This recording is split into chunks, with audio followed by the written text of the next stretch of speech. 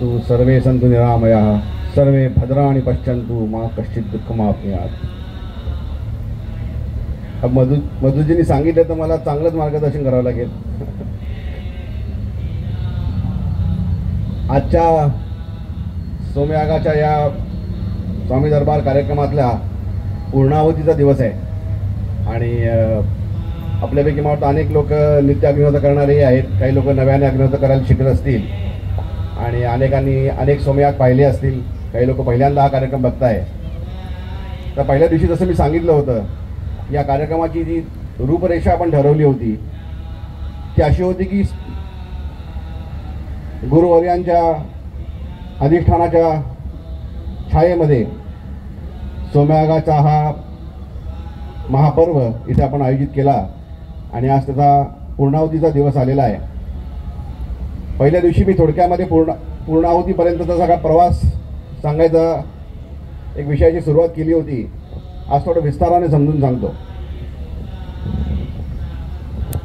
सोमयाग ही संकल्पना मूळ वैदिक संकल्पनेच्या यज्ञीय जी व्यवस्था आहे त्याच्यावर आधारित आहे आणि सोमयागामध्ये अग्नीचं आवाहन केलं जातं असं म्हटलं जातं. पहिल्या दिवशी अग्नी आवाहनापासून सुरुवात होते आणि आजच्या या दिवशी त्याच पवित्र अग्नीमध्ये सोमरसाच्या सहित गाईचं दूध व तूप यांची आहुती देऊन त्याची पूर्तता आजच्या दिवशी आपण करत असतो. आपण जेव्हा अग्नीचं आवाहन करतो तेव्हा भूमिका अशी आहे की कुठल्याही मानव निर्मित वस्तूपासून त्याची उत्पत्ती झालेली नाही आहे. हा अग्नी जो आहे हा तोच दिव्य अग्नी आहे जो सूक्ष्म रूपाने प्रत्येक तत्वामध्ये विलीन आहे.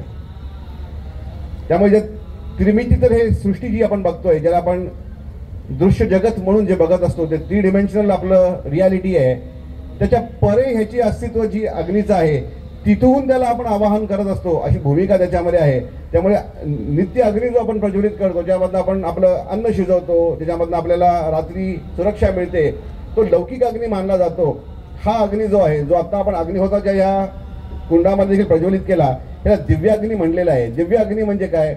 मानव निर्मित पदार्थांपासून त्याची उत्पत्ती झालेली नाहीये. याचं आवाहन केलं जातं. ते आवाहन कुठून केलं जातं? ज्या ईश्वरी अस्तित्वामध्ये ते जो काही वलय आहे त्या वलयातून ईश्वराचा अंश आम्ही इथं आवाहन करून बोलवतोय आणि तुम्हाला आम्ही प्रत्यक्ष स्वरूपामध्ये इथं प्रकट करायला विनंती करू शकत नाही, पण तुमचं जे मूर्त स्वरूप आम्हाला समजेल अशा मूर्त स्वरूपामध्ये आपण प्रकट व्हावं, म्हणजे अग्नी स्वरूप धारण करावं आणि इथे प्रकट व्हावं अशी ती भूमिका सोमयागामध्ये केली जाते. त्यामुळे या यज्ञी अग्नी जो मानला जातो तो प्रत्यक्ष परमेश्वराचं स्वरूप आहे असं आपण मानतो. आणि जेव्हा पहिल्या दिवशी आपण अग्नीचं आवाहन केलं तेव्हा तो बाल्यावस्थेत असतो असं आपण म्हणतो की तो बालक अवस्थेत आहे. तो अजून त्याची सुरुवात त्या अवस्थेतून आजच्या 5व्या दिवसापर्यंतचा प्रवास हा त्या अग्नीच्या बलाचं, तेजाचं, प्रतिभेचं, प्रभेच्या वृद्धीचा सगळा कालावधी मानला जातो. आणि दर दिवशी 4ही वेदांच्या उच्चारणाच्या माध्यमातून इथे पवित्र अग्नीमध्ये विविध हवनीय पदार्थ म्हणजे अग्नीमध्ये अशा पदार्थांचं हवन केलं जातं जे जीवसृष्टीसाठी हितकर आहेत, ज्यांच्या ज्वलनामुळे जीवसृष्टीची पुनरुज्जीवन होणार आहे. अशा हवनीय पदार्थांचं त्याच्यामध्ये आपण हवन केलं आणि त्या अग्नीची अवस्था त्या बाल्यावस्थेतून आज संपूर्ण अशा शक्तिशाली अवस्थेपर्यंत आपण निर्माण केली असते. त्यामुळे आज जर आपण बघितलं तर पहिल्या दिवशी ज्या लोक आले होते त्यांनी बघितलं असेल पहिल्या वेदीपासून आपण सुरुवात केली ती या शेवटच्या महावेदीपर्यंत आपण हा प्रवास आज पूर्ण करतोय. आणि आजच्या काही थोड्या वेळानंतर इथे समंत्रक पूर्णाहुती केली जाईल. त्या पूर्णाहुतीमध्ये जे मंत्र उच्चारले जातात ते 4ही वेदांचा त्याच्यामध्ये समावेश असतो आणि मागच्या 5ही दिवसांमधनं वेगवेगळ्या खंडामधनं, वेगवेगळ्या प्रहरांमधनं, वेगवेगळ्या मंत्रांच्या उच्चारणातून त्याच अग्नीमध्ये आपण वेगवेगळ्या औषधी वनस्पतींचा हवन केलं आणि त्या हवनानंतर आजचा हा पूर्णाहुतीचा दिवस आज इथे आपण बघणार आहोत. ह्या ज्या वेदी आपण बघितल्या, आपण जर ह्या प्रदक्षिणा केल्या असतील, आमच्या कार्यकर्त्यांनी सांगितलं असेल की या संपूर्ण यज्ञ जी काही व्यवस्था आहे त्याचं प्रदक्षिणा आपण नित्य करावी असं आपण आमचे लोक आवाहन करतात, आग्रह करतात.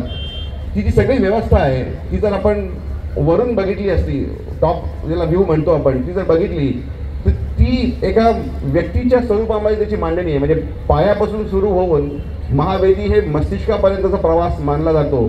ऊर्जा ही आपल्या चरणांपासून सुरू व्हावी आणि चरणांपासून ती मस्तिष्कापर्यंत जावी आणि ब्रह्मरत्नामधनं सहस्रार चक्राचं उत्तेजित व्हावं आणि त्याच्यामधनं दिव्य ज्ञानाचं प्रकटीकरण व्हावं, अशी त्याच्यामध्ये भूमिका मांडली गेलेली आहे. त्यामुळे सुरुवातीचा दिवस आपण ज्याला यज्ञपुरुष म्हणतो, यज्ञपुरुष म्हणजे मेल असं नाही आहे, पुरुष म्हणजे जीव या स्वरूपामध्ये तो शब्द वापरला गेला आहे. यज्ञीय हा जो काही मांडणी आहे ती बाल्यावस्थेतून अग्नीची सुरुवात झाली आणि आपल्या चरणापासून यज्ञाची सुरुवात होते आणि आपल्या ब्रह्मरंध्रापर्यंतचा प्रवास आपण 5 दिवसांमध्ये पूर्ण केलेला आहे. तेव्हा आज जेव्हा आपण अग्नीमध्ये आहुती देऊ आणि त्या ज्वाला जेव्हा गगनाला भिडायला लागतात, ते प्रतीक कशाचं आहे? ते ज्ञानाच्या उगमाचं प्रतीक आहे की आमच्या ब्रह्मरंध्रामधून, आमच्या सहस्रारामधनं दिव्य ज्ञान प्रकट व्हावं आणि आमचा अणुरेणू जो आहे हा भारावून जावा, उत्तेजित व्हावा, ऊर्जावान बनावा आणि त्यामधनं आम्हाला दिव्य ज्ञानाची प्राप्ती व्हावी, अशी भूमिका त्याच्यात केली जाते. ही संपूर्ण वेदीची व्यवस्था जी आहे ती एका व्यक्तिस्फूर्ती नाही आहे. हे समाज या भूमिकेमध्ये त्याचं वर्णन केलेलं आहे की संपूर्ण समाजाचं प्रतिकात्मक त्याच्यामध्ये एक स्वरूप मानलं गेलेलं आहे की प्रत्येक व्यक्ती, आपल्यापैकी प्रत्येक व्यक्ती या यज्ञकुंडामध्ये कुठल्या ना कुठल्या अंशामध्ये आपण समर्पित आहोत आणि ह्या यज्ञकुंडांमधनं जशी अग्नी प्रज्वलित केली जाईल, त्याच्यामध्ये समंजक आहुती दिल्या जातील, तसं प्रत्येक आपल्या व्यक्तीच्या आयुष्यामध्ये, आपल्या जीवनामध्ये, आपल्या अस्तित्वामध्ये ऊर्जा वर वर जाऊन एक दिवशी आपल्याला पूर्ण ज्ञानापर्यंत घेऊन जाईल, अशी ती भूमिका आहे. त्यामुळे सोमयाग काय आहे? समाजाने समाजाच्या हितासाठी केलेली प्रक्रिया आहे. ती परोपकाराच्या भूमिकेतून करावी लागते, ती स्वार्थाच्या भूमिकेतून कधीच करता येत नाही की आम्हाला अमुक मिळावं म्हणून काहीतरी मी नारळ फोडतो, इतकं नवस करतो. ही जी अध्यात्माची आजची तात्कालिक अवस्था आहे त्याला छेद देणारी ही स्वामींची मूळ भूमिका आहे. स्वामींनी काय सांगितलं? जे मूळ होतं त्याचा शोध घ्या, वाडवडील गेले त्या मार्गाने जावा, अशी जी आज्ञा स्वामींनी केली होती तो हा मार्ग. वाडवडील म्हणजे आपल्या सगळ्यांचे जर पूर्वज ज्याला आपण म्हणतो, जे ऋषीमुनी होते, त्या ज्या मार्गाने ते गेले त्या मार्गाने प्रत्येकाने जावं असं त्यांनी आज्ञा केली होती. आणि तो मार्ग म्हणजे हा मूळ वेदांचा मार्ग, अग्नीचा मार्ग, यज्ञाचा मार्ग, अग्निहोत्राचा मार्ग आहे. त्यामुळे आज स्वामींच्या पवित्र अस्तित्वामध्ये, महाराजांच्या पादुकांच्या सम्मुख हा यज्ञाचा सोहळा इथे आपण अनुभवतोय, हे खरोखरी आपल्याला एक भाग्य आहे. आणि इथं आज आपण दर्शनासाठी जरी आला असाल तरीही आपलं ह्या अग्नीच्या आराधनेमध्ये, अग्नीच्या अर्चनामध्ये सहभाग आहे, असं अग्नी आपल्याला मानतो. आणि इथे उपस्थित प्रत्येकाला अग्नी म्हणतोय की तुमचं जीवन मी स्वर्गवत बनवेन, तुमच्या जीवनामध्ये सगळ्या इच्छा आकांक्षा पूर्ण करेन, तुमच्या सगळ्या व्यथा चिंता दूर करेन, तुमचं जीवन मी प्रफुल्लित आनंदाने भरून टाकेन. फक्त आपल्या मनामध्ये निशंक भाव निर्माण करावा आणि तो ह्या गुरुचरणी आपल्याला प्राप्त होतो. ज्या योगाने आपलं जीवन उन्नतीकडे जाईल, उत्कर्षाकडे जाईल, तो हा मार्ग स्वामींनी आपल्याला दाखवला आहे. त्यामुळे आपण स्वतःला स्वामी भक्त म्हणवत असू, आपण स्वामीचरणी आपलं गुरुत्व आपण समर्पित केलं असेल आणि त्यांच्या चरणी आपण जर गुरुभक्त म्हणून दर्शन घेत असू, तर हा त्यांनी दाखवलेला यज्ञाचा जो मूळ भाग आहे तो लक्षात घ्यायला पाहिजे. आणि यात सगळ्यात महत्त्वाचं जे आहे, यज्ञ ही कृती स्वरूप जरी असलं, ते कर्म स्वरूप जरी आपण करत असलो, जसं आपण आता अग्निहोत्र केलं किंवा हा महासोमयाग होतोय, हे कर्म स्वरूप जरी करत असलो तरी मूळ विचार त्याचा जो आहे तो आपल्याला लक्षात घ्यायला पाहिजे आणि त्याच्यावरती आपल्याला चिंतन करण्याची गरज आहे. मूळ विचार काय आहे की ज्या क्षणी परोपकाराने जीवन जगाल त्या क्षणापासून तुम्ही उत्कर्षाकडे जायला लागता. जर स्वार्थाने जीवन जगत राहिला तर उत्कर्ष कधीही मिळणार नाही. ज्या क्षणाला मनामध्ये परोपकाराची भावना आणाल त्या क्षणाला तुम्ही गुरुभक्तच म्हणून सिद्ध होता आणि तुमचं जीवन उत्कर्षाकडे जायला लागतं. त्यामुळे सोमयाग असेल, अग्निहोत्र असेल, कुठलीही वैदिक प्रक्रिया असेल, या सगळ्या वैदिक प्रक्रियांची एकच आठवण असते की स्वतःमधलं सामर्थ्य ओळखा, स्वतःमधलं देवत्व ओळखा आणि ह्या पृथ्वीवरती व्यथेमध्ये, दुःखामध्ये, पीडेमध्ये जन्मासाठी आपण आलेलो नाही आहोत. या पृथ्वीवरती देवत सदृश्य जीवन जगायला आपण आलेलो आहोत आणि सोमयागांच्या माध्यमातून आणि नित्य अग्निहोत्राच्या माध्यमातून आपण आपलं देवत्व सिद्ध करत असतो. कारण फक्त देवतुल्य व्यक्तीच परोपकाराच्या भूमिकेने जगू शकते. आणि या सगळ्या गुरुवरांनी आपल्याला आदेशच जणू दिलेला आहे की आमचे जर शिष्य म्हणवत असाल तर स्वतःतलं हे मानवतेचं जे काही मुखवटा तुम्ही चढवला आहे तो काढून टाका आणि देवत्वाचं आपलं जे भाव आहे तो समोर आणा आणि त्या देवत्वाच्या भूमिकेमध्ये जगायला शिका. जोपर्यंत आपण कमकुवत आहोत, आपण कुठेतरी निष्प्रभ आहोत, आपण शक्तीहीन आहोत, असं आपण मानत राहू, तोपर्यंत आपण स्वतःच्या स्वार्थासाठी जगत राहू.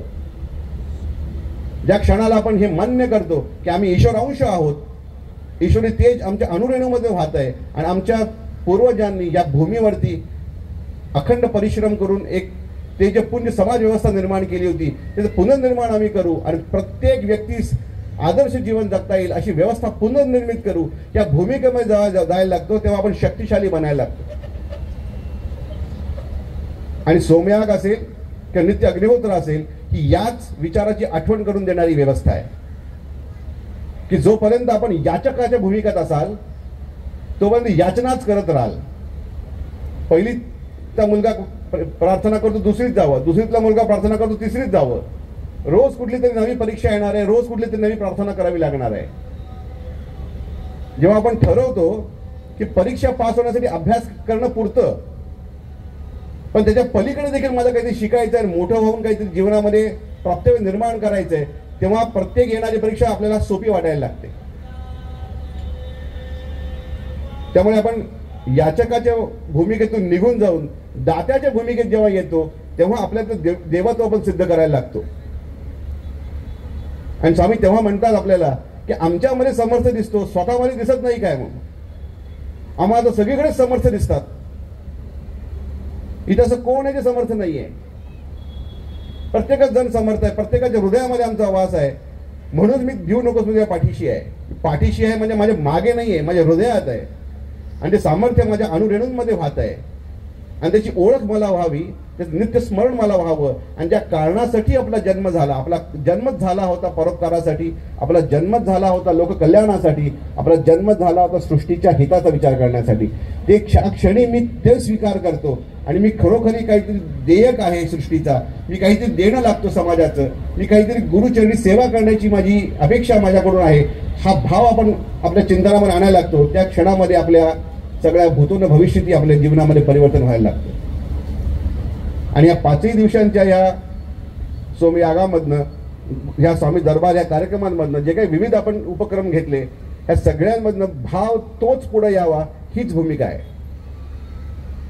तसं सोमयाग आपण समाजाच्या कल्याणासाठी करतो, तीच विधी अग्निहोत्राच्या माध्यमातून आपण आपल्या घरी करत असतो. जी ऊर्जा सोमयागातून आपल्याला मिळतीये ती नित्य आपल्याला मिळावी. रोज आपल्या घरामध्ये देवतुल्य एक वातावरण निर्माण व्हावं म्हणून सकाळ संध्याकाळ हा अग्निहोत्राचा विधी आपल्याला घरी करायचा आहे. आणि ही स्वामींची उपासना देखील आहे, आदेश देखील आहे, इच्छा देखील आहे आणि आपल्याला केलेला हाच उपदेश देखील आहे. हेच सांगण्यासाठी कर्दळी वनातून स्वामी अक्कलकोटला आले, गुरुपीठ स्थापन केलं, परमसद्गुरूंचं तिथं आगमन झालं आणि आज जगभरामध्ये अग्निहोत्राचा ध्वनी प्रसारित होतोय. त्यामुळे या मागच्या 5 दिवसांमधनं आणि येणाऱ्या 2 दिवसांमधनं जे काही आपण कार्यक्रम इथे करू, आपण रोज इथं एकत्र येऊन सम्मिलित होऊ, विचार करू, चिंतन करू. भाव मात्र इथून विसरून जायचा नाहीये. जो जाताना भाव घेऊन जायचा आहे तो काय आहे की ज्या भूमिकेमध्ये आम्ही सोमयाग केला आणि आपण सगळ्यांनी मिळून केला, केवळ या ऋतुजांनी केलेला नाही, आपण सगळ्यांनी, इथल्या प्रत्येक व्यक्तीने, प्रत्येक लहान मुलापासून वृद्धांपर्यंत प्रत्येकाने, आज जितके लोक आहेत त्यांनी, मागच्या दिवसांमध्ये लोक आले ते देखील, या सगळ्या असलेल्या समाजाने मिळून हा कार्यक्रम पूर्ण केलेला आहे. त्यामुळे प्रत्येकाचा आपला सहभाग या कार्यक्रमात आहे. आपण ज्या परोपकाराने हा कार्यक्रम पूर्ण केला त्याच परोपकाराने आपलं नित्य जीवन देखील जगणार आहोत आणि त्याच भूमिकेमध्ये स्वतःचा उत्कर्ष करून घेणार आहोत. तो सोमयागी असतात असं त्याच्यात मी पहिल्या दिवशी ते सांगितलं होतं की या शेवटच्या दिवशी एक क्षण असा येतो जेव्हा परमात्मा शक्ती असते ती आपल्याला म्हणत असते की तुम्ही सगळ्यांनी मिळून एवढी मोठी ऊर्जावान ही क्रिया पूर्ण केली, त्या बदल्यामध्ये आपल्या सगळ्यांना सहकुटुंब स्वर्गात जाण्याचं आम्ही आमंत्रण देतो की स्वर्गवत जीवन आपण सगळे जगा. मग तिथे आपण प्रार्थना करतोय की आम्ही स्वतःसाठी स्वर्ग मागायला कधी आलोच नव्हतो, आम्हाला तर सेवा करण्यासाठी म्हणून आम्ही आलेलो आहे, गुरूंची सेवा करण्यासाठी आम्ही आलेलो आहे. आम्हाला द्यायचंच असेल तर इतकंच द्या, तो स्वर्ग आम्हाला इथे पृथ्वीवरती आणून द्या आणि आम्ही सगळ्या आमच्या बंधू भगिनींना स्वर्गवत जीवन द्या. कुणालाही क्लेश होता कामा नये, कुणालाही ताणतणाव होता कामा नये, कोणी आजारी पडता कामा नये, कुणालाही दुःख होता कामा नये, अशी व्यवस्था निर्माण करण्याला आम्हाला बल द्या. आणि परत परत आमच्या हातून चुका घडणार आहेत, परत परत आमच्याकडून व्यवस्था स्खलित होणार आहे, ज्याला भगवान कृष्णाने धर्मग्लानी म्हणलं. आम्हाला विसर पडणार आहे आमच्या अस्तित्वाचा, आमच्या हातून चुका घडणार आहेत, आमच्या हातून लोक दुखावली जाणार आहेत, आणि ते होऊ नये असा आशीर्वाद आम्हाला द्या की परत परत अशी स्खलन होऊ नये, व्यवस्था अशी निर्माण व्हावी, अशी एक समाज निर्माण व्हावा जो इतका ऊर्जावान असेल, इतका शक्तिवान असेल की फक्त मानवालाच काय पण अगदी कीटकाला देखील त्याचं आयुष्य पूर्णपणे जगण्याची आम्ही संधी उपलब्ध करून देऊ. इतक्या मोठ्या विशाल विचाराने आपल्याकडे स्वामी बघतायत. मग आजही आपण स्वामींसमोर जाऊन याचना करणार आहोत का की नोकरीमध्ये मला प्रमोशन मिळवून द्या? अहो देणारच आहेत तुम्हाला. इथपर्यंत आणलं, तुमच्या हातून सोम्यागासारखी पुण्यपावन कर्म करवलं, म्हणजे तुम्हाला जे काही अपेक्षित आहे, जे काही तुम्हाला जीवनामध्ये गरजेचं आहे त्याही पेक्षा पलीकडे 10 पटीने देणार आहेत. मग स्वामी काय म्हणतात, आम्ही शिरा द्यायला बसलोय, शेण का मागताय म्हणून. मागायचं असेल तर असं काहीतरी मागा की आमचं जीवन दिवतुल्य बनवा, अशी काहीतरी गोष्ट मागा, तो द्यायला आम्हाला आनंद होईल. तुमचा योगक्षेम जो आहे तो तर आम्ही घेतला आमच्या ताब्यामध्ये, त्याची व्यवस्था आता तुम्हाला चिंता करण्याची गरज नाही आहे. तुमचं जीवित कार्य जे आहे त्याच्या मागे लागण्यासाठी म्हणून आज तयारी करायची. आणि ते जीवित कार्य काय आहे की यावत चंद्र दिवा करो, स्वामी भक्तीचा प्रचार कर. की स्वामींनी दिलेली आपल्याला आज्ञा आहे, की आज्ञाच आहे आपल्याला दिलेली, ती बाळाप्पा महाराजांच्या स्वरूपात दिली असेल पण आपल्या सर्वांना दिली आहे. जसं भगवान कृष्णाने गीता अर्जुनाला सांगितली असली तरी आपल्या सगळ्यांना उद्देशून सांगितलेली आहे, तसं स्वामींनी बाळाप्पा महाराजांना देखील सांगितलं असलं तरी उद्देश आपल्या सगळ्यांना केलेला आहे की काय करायचंय की तुमच्या जीवनाची चिंता करणं सोडा, ती चिंता आमच्यावर सोडा. तुम्ही फक्त एवढंच करा, सकाळ उठल्यापासून संध्याकाळपर्यंत आमचं कार्य कसं पूर्ण होईल याच्यासाठी विचार करा. आणि ते कार्य काय आहे, घर घर में जन में अग्निहोत्र कसं होईल, प्रत्येक कुटुंबाचं कल्याण कसं होईल, प्रत्येक जीवाला कसं जीवन आनंदाने जगता येईल, ह्या परोपकाराच्या भूमिकेमध्ये जगायला शिका. ज्या क्षणी तुम्ही ते करायला लागाल त्या क्षणी तुमचं जीवन परिवर्तित आम्ही कसं केलं लक्षात यायला लागेल. जोपर्यंत स्वार्थाने जगताय तोपर्यंत तुमच्यापर्यंत आमचा आशीर्वाद पोहोचत नाही असं समजा. त्यामुळे आज आपण सगळ्यांनी एकत्र येऊन इथं दिव्यांगनेचं दर्शन घ्यायचंय, स्वामींचं दर्शन घ्यायचंय, महाराजांचं दर्शन घ्यायचंय आणि त्यांच्या चरणावरती आज जण एक पुष्प स्वरूपामध्ये आपल्या स्वार्थाचा त्याग करायचा आहे. आपण इथे आता अग्नीमध्ये स्वाहा म्हणून जसं तुपाचा तांदूळाचा आहुती दिली तशी आज जाताना इथे स्वार्थाची आहुती देऊन जाऊया. हा स्वार्थ आहे जो आपल्याला विवंचनेमध्ये ठेवतोय. हा स्वार्थ जो आपल्याला संकुचित जीवन जगायला लावतोय. हा स्वार्थ आहे ज्याच्यामुळे जीवनामध्ये आपल्याला आनंद मिळत नाहीये आणि तो सहज सोडण्यासारखा आहे. मग इदम न मम म्हणायचं आणि त्या स्वार्थाची इथे आज आहुती द्यायची. त्यामुळे अग्नीमध्ये जसं दुधाची आहुती दिली जाईल पूर्णाहुती स्वरूपामध्ये, त्या पूर्णाहुती दुधाबरोबर आपल्या जीवनामध्ये या सगळ्या चिंता, क्लेश, ताण तणाव हे सगळं अर्पण करून टाका आणि स्वार्थ भाव सोडून द्या. आणि जीवनावरती आता ईश्वरी सत्ता आहे आणि आम्ही ईश्वराचे लेकरं आहोत, ईश्वरी अंश आहोत, या विचाराने जगू अशी भूमिका स्वीकार करा. आपल्याला वाटेल सांगायला खूप सोपे, करायला खूप कठीण आहे, पण करायला कठीण नाहीये. कठीण असतं तर आपल्या सगळ्यांकडून अपेक्षा केली नसती, पण आपल्या सगळ्यांकडून ही एकच अपेक्षा आहे की केवळ आणि केवळ सेवाभावाने जीवन जगायला शिका, लोक कल्याणासाठी जीवन जगायला शिका. तुमचं जीवन आनंदाने भरलेलं आहे, काळजी करू नका. ती काळजी आमची.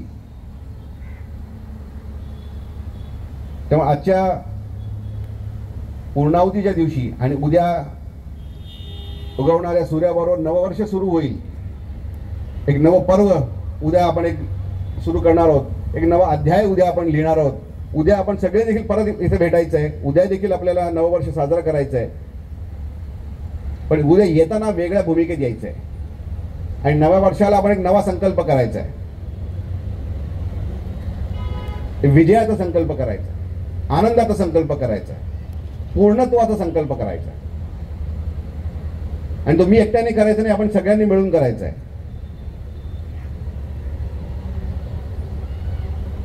तर आजच्या या पुढच्या विधीला आपण इथून जेव्हा जाऊ तेव्हा अग्नीचं दर्शन घ्या.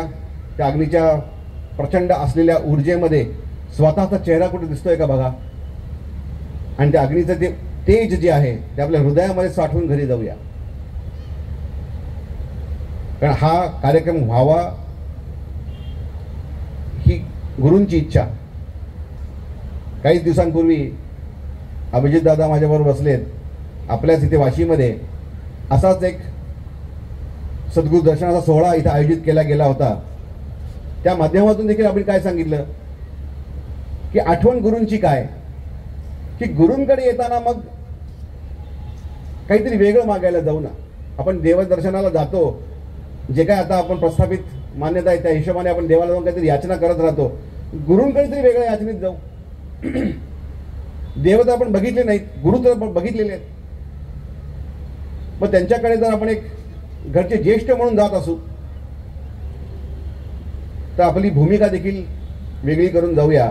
आणि त्याच भूमिकेमध्ये तो मागचा 2 दिवसीय कार्यक्रम झाला. अभूतपूर्व असा तो सोहळा आपण सगळ्यांनी अनुभवला. आणि त्याच्या पाठोपाठ आज इथे आपल्याला पवित्र अग्नीचं सोमसहित आहुती देण्याचे आपल्याला भाग्य मिळतंय. त्यामुळे हा सगळाच जो कालखंड आहे तो आपल्या सगळ्यांसाठी अत्यंत पावन आहे. आपण खरोखरी भाग्यवान समजायला पाहिजे स्वतःला की इतक्या कमी काळामध्ये 2 हे मोठे सोहळे आपल्याला अनुभवायला मिळाले. आणि त्या दोन्ही सोहळ्यांच्या माध्यमातून परम गुरूंचं दर्शन आपल्याला झालं. आणि त्याचबरोबर त्यांचं मूर्त स्वरूप असलेलं अग्नी, परमात्म्याचं स्वरूप असं दिव्याग्नीचं दर्शन आपल्याला झालं. त्यामुळे आपलं जीवन भारावून गेलेलं आहे. आणि त्याच भारावलेल्या अवस्थेमध्ये इथून बाहेर जाताना आपण एका वेगळ्या भूमिकेत जायचं आहे. आणि तो विनंती स्वरूप मी करत नाहीये, तो आग्रह स्वरूप मी करत नाही, हक्काने सांगतोय. कारण आज आपण सगळे त्या अग्नीने एकत्र बांधले गेलेलो आहोत. आपली ओळख जरी आज होत असली, आपण एकामेकाचा चेहरा जरी आज पाहत असलो तरी आपण शतकानुशतकांचे ऋणानुबंध आपले आहेत. त्यामुळे आज इथं आपण एकत्र आलेलो. अचानक कुठून आपण कुठेतरी एखादा बॅनर बघून इथं आलेला नाही आहात, त्या कोणीतरी सांगितलं, फोन केलं, व्हॉट्सअप केलं म्हणून इथं आलेले नाही आहात. तो जन्मानुजन्माचा ऋणानुबंध आपला एकमेकांचा आहे. त्यामुळे गुरूंनी आपल्याला इथं आज खेचून आणलेलं आहे आणि परत तीच आठवण करून दिलेली आहे की भिऊ नकोस, मी तुझ्या पाठीशी आहे. फक्त आणि फक्त निशंकपणे जगायला शिक. ज्या क्षणी निशंक होशील त्या क्षणी कल्याणापर्यंत पोहोचशील. आज दर्शन घेताना मनामध्ये भाव पवित्र ठेवा आणि गुरुचरणांपाशी गुरुसेवक या नात्याने आपण जाऊया. आणि त्याच सेवकाच्या नात्याने आपण गुरुचरणी प्रार्थना करूया की मार्ग दाखवा गुरुवर. असं स्वार्थाने जीवन जगत जगत कंटाळ आला, उत्कर्षाचा उन्नतीचा मार्ग दाखवा. आणि ती प्रार्थना त्यांच्या चरणी करायची, अग्निचरणी ही करायची आहे. आणि तीच प्रार्थना आपण मागच्या आठवड्यात केली, तीच आजही करतोय. आणि मी तर म्हणतो एक चक्र पूर्ण झालं. सद्गुरूंचं आगमन इथं व्हावं, 18 वेगवेगळ्या सद्गुरूंचं आगमन याच गावामध्ये व्हावं. आणि पाठोपाठ इथे सोमयागासारखी ही पवित्र इथे कर्म घडावं. खरोखरी काहीतरी ईश्वरी योजना आहे याच्यामध्ये. आणि जणू त्यांना सगळ्या ईश्वराची इच्छा होती आपण सगळ्यांनी एकत्र यावं, याही कार्यक्रमात यावं आणि एक परिवार इथं निर्माण व्हावा जो येणाऱ्या काळामध्ये मानवतेला एक नवी दिशा दाखवेल. तर आजच्या या दिवशी आपण सगळ्यांनी स्वतःचं अभिनंदन करावं की आपल्या सगळ्यांच्या माध्यमातून सोमयाग इथं आज संपन्न झाला. आणि उद्याच्या 2 दिवसांच्या कार्यक्रमामधनं मी कसं मगाशी म्हणत तसं आपल्याला संकल्प करायचा आहे. उद्या आपला नववर्ष आहे, संकल्प दिवस व्हावा आपल्या जीवनातला. आणि परवाच्या दिवशी स्वामींचा प्रगट दिन आहे. ज्या पवित्र दिवशी स्वामी पहिल्यांदा अक्कलकोटी प्रगटले तो पवित्र दिन आहे. या दोन्ही दिवसांच्या कार्यक्रमांमधनं आपण आता पुढच्या आपल्या प्रवासाला सुरुवात करायची. त्यामुळे आपल्या सगळ्यांचे खूप खूप अभिनंदन, आपले खूप खूप आभार. आपण या कार्यक्रमासाठी म्हणून सगळ्यांनी मदत केली. मी म्हणतो सगळ्यांनी मदत, इथे येणं, दर्शन घेणं ही देखील या कार्यक्रमात मदतच आहे. आणि आज दादा माझ्याबरोबर आहेत. मी त्यांना विनंती करेन, तुम्ही दादा अभिजितदादा पवार आज मुद्दाम मी त्यांना कार्यक्रमासाठी म्हणून निमंत्रण केलं होतं आणि आज ते मुद्दाम पुण्याहून आलेत. तर मी त्यांना विनंती करतो, दादा ॲड्रेस